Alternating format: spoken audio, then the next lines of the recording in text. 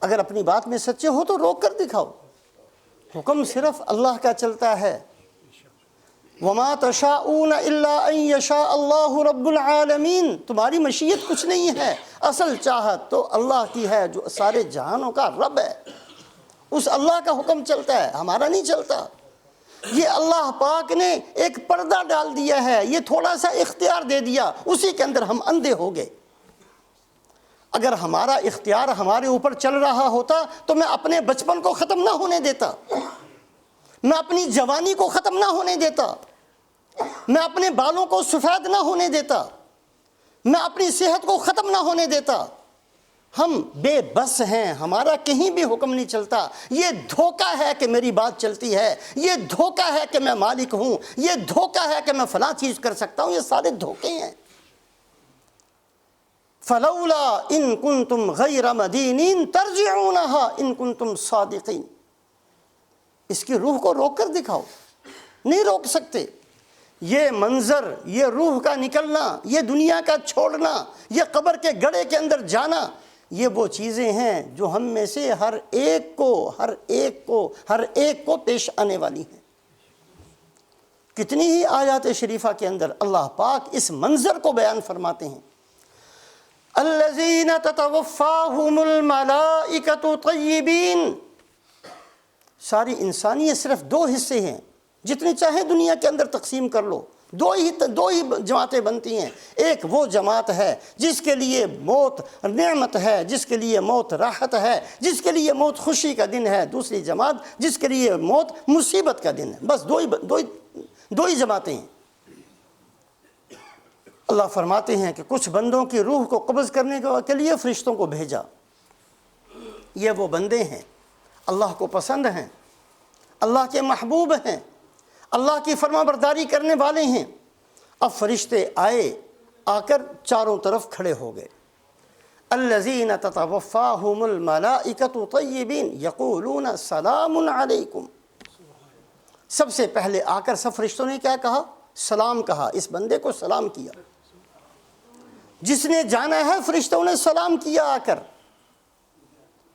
پھر ایک فرشتے نے کہا ایھا النفس الطیب کانت فی الجسد الطیب. اے پاکیزہ روح جو پاک جسم کے اندر تھی، اے پاکیزہ روح جو پاک جسم کے اندر تھی. اس آدمی نے اپنی روح کو پاک رکھا، اس بندے نے اپنے جسم کو پاک رکھا، اس نے اپنی آنکھوں سے پاک دیکھا، اس نے اپنے دماغ سے پاک کو سوچا، اس نے اپنے پیٹ کے اندر پاک کو داخل کیا.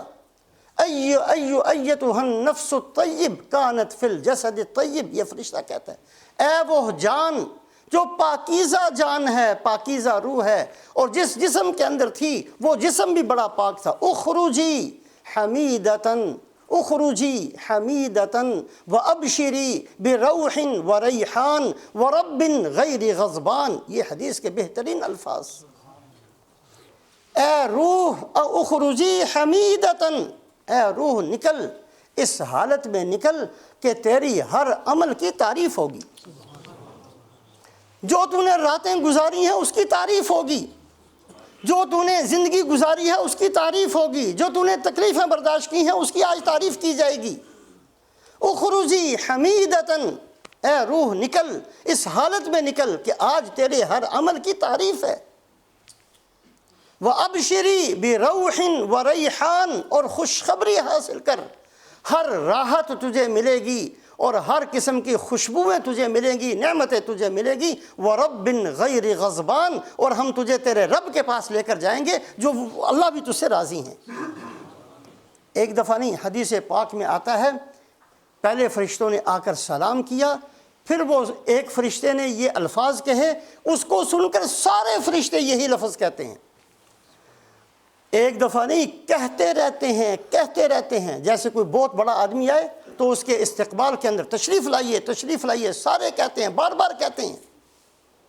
وہ سارے فرشتے مل کر یہی الفاظ کہتے ہیں اخرجی حمیدتاً وابشری بروح وریحان ورب غیر غضبان، اخرجی حمیدتاً واخرجی وابشری بروح وریحان ورب غیر غضبان، بار بار ان الفاظ کو دہراتے ہیں،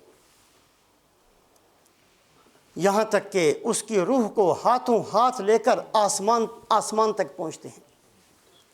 آسمانوں پر دروازے ہیں،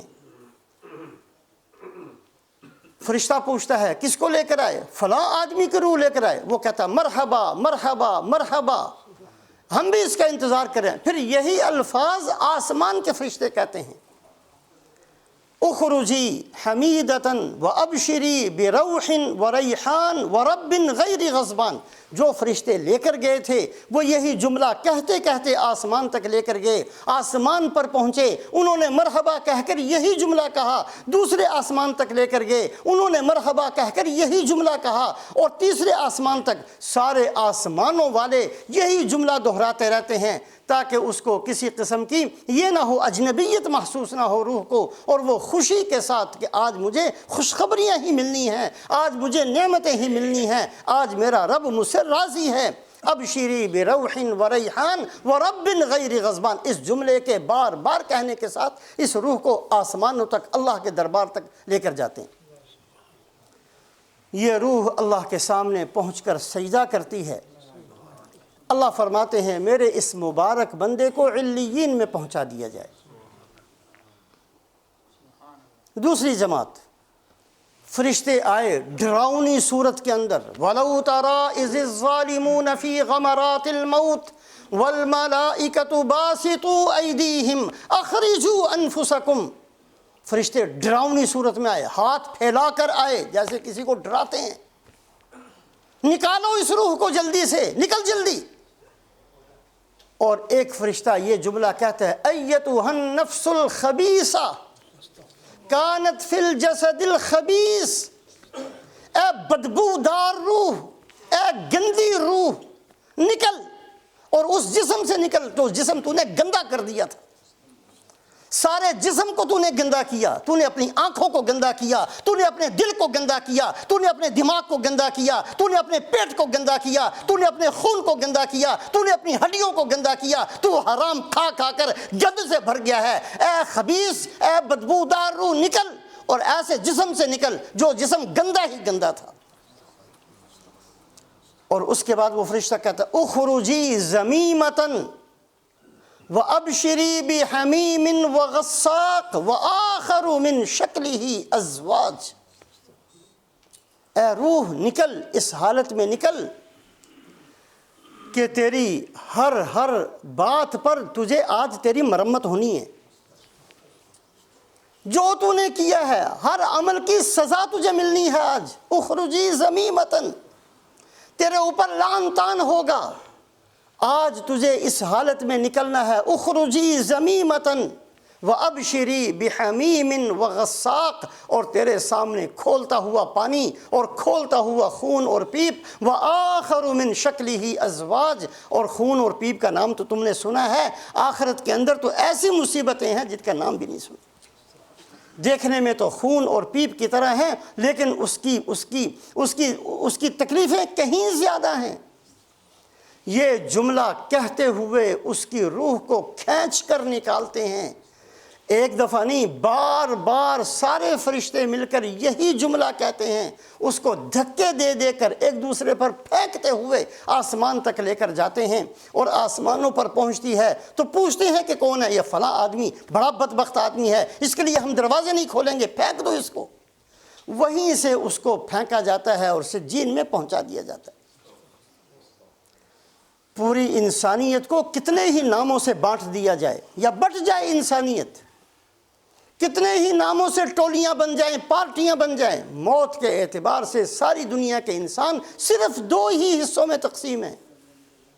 ایک وہ جماعت ہے جس کے لیے موت خوشی کا دن ہے، راحت کا دن ہے، اطمینان کا دن ہے، اس دن اس کو مبارک ملنی ہے، مبارکباد کے پیغام اس کو ملنے ہیں۔ اور ایک جماعت وہ ہے جس کے لیے موت کا دن مصیبت کا دن ہے۔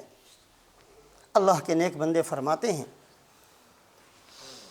3 طرح کی سوچ بار بار اختیار کرنی چاہیے۔ ایک تو فنا کو سوچو، فنا کیا تھا، نہیں رہا۔ فرعون تھا، نہیں رہا۔ کیا دربار تھا فرعون کا، کیا شان تھی قارون کی، خزانے اتنے تو اس کی چابیاں اٹھانے کے لیے لمبی چوڑی جماعت ہے، ایسا مال۔ فخرج على قومه في زینتی قال الذين يريدون الحیاة الدنیا یا لیت لنا مثل ما اوتی قارون انه لذو حظ عظیم۔ بڑی شان سے قارون نکلا، بہت سارے بندے پہلے نکلے، بہت سارے بندے دائیں طرف، بہت سارے بندے دائیں طرف، بہترین لباس، بڑا ڈھول باجا، بڑی شان و شوکت، بڑے مال، بڑے گھوڑے، بڑی اونٹ، بے شمار بڑی شان کے ساتھ نکلا۔ فخرج علی قومه فی زینتی، زینت کے ساتھ نکلا۔ قال الذین یریدون الحیاۃ الدنیا، دنیا کے بھوکے، دنیا کے کتے، دنیا کے طلبگار اس منظر کو دیکھ کر کاش اے اللہ ہمیں بھی اتنا دیا ہوتا، اے اللہ اس کو دیا ہمیں بھی دیا ہوتا۔ رال ٹپکتی ہے اس لیے کہ آخرت ہمارے سامنے نہیں۔ فنا کو سوچو، فنا کو ختم ہو گیا۔ قارون کی شان و شوکت چلی گئی، فرعون کی شان و شوکت چلی گئی۔ ہم بھی بعض دفعہ کسی کو ظاہری طور پر اچھی حالت میں دیکھتے ہیں تو ہمارے پاس کیوں نہیں ہے؟ اور اس کے پاس ہے لیکن ہمیشہ کے لیے نہیں ہے۔ ایسے کئی دنیا کے اندر تھے جن کے پاس اس سے کہیں زیادہ تھا، طاقت کہیں زیادہ تھی، قوت کہیں زیادہ تھی، حسن کہیں زیادہ تھا، صحت کہیں زیادہ تھی، مال کہیں زیادہ تھا، خزانے کہیں زیادہ تھے، مکان کہیں زیادہ تھے، زمین کہیں زیادہ تھی، عہدہ کہیں زیادہ تھا، حیثیت کہیں زیادہ تھی، بہت بڑا اقتدار اور ملک تھا ان کے پاس، کہاں چلے گئے؟ ختم ہو گئے۔ فنا کو سوچو، فنا۔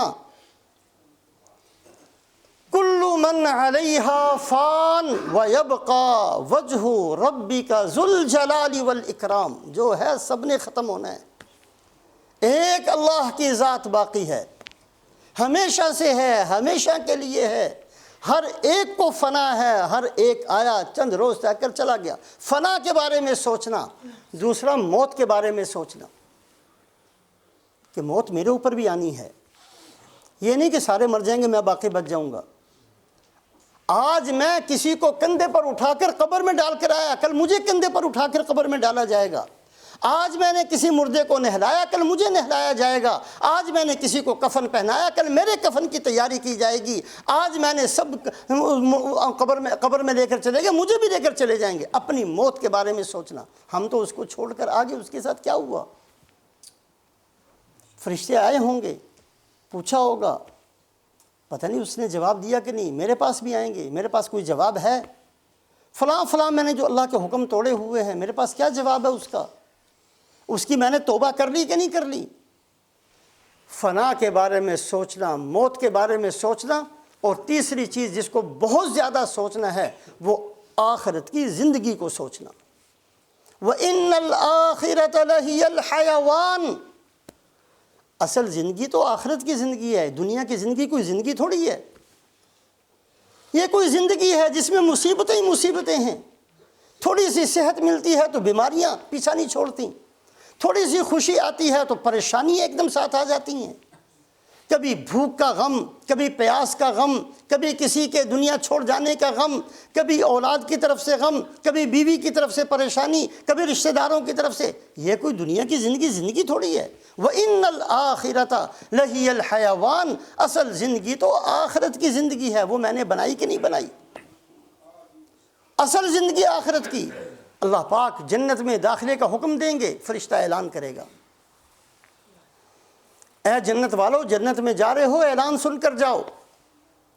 اللہ کی طرف سے اعلان ہے کہ تم جنت میں ہمیشہ رہو گے، تمہیں نکالا نہیں جائے گا۔ تمہیں جنت میں بھیجا جا رہا ہے جوان بنا کر، تم جوان ہی رہو گے، تمہیں کبھی تمہارے اوپر بڑھاپا نہیں آئے گا۔